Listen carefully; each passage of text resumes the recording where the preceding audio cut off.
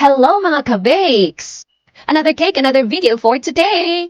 Kuyo ginasad ko maghimo og cake para sa ako ang bugay nga anak. So kini nga cake alang sa ika-6th birthday sa akong anak na hinganlan og kay Alicia Vivian. So every birthday sa akong mga anak mangunay na lang gyud ta og himo.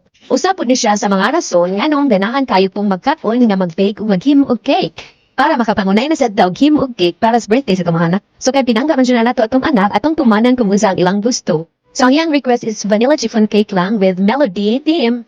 Si Melody is her favorite cartoon character. Usa ni siya sa mga Sanrio characters kauban nilang Hello Kitty. And her color is pink. That is why I use the pink food coloring in my icing.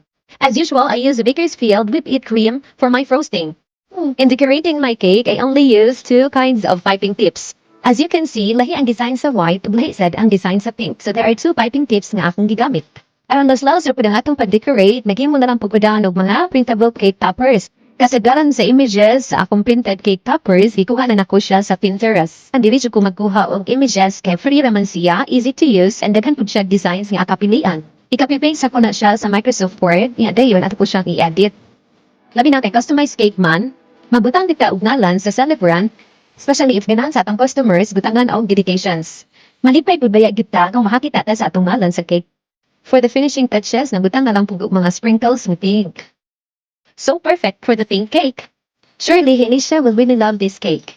And finally, here it is, our melody-themed cake for our birthday celebrant. Happy 6th birthday, Alicia Vivian. We love you so much. Thank you for watching mga kabakes.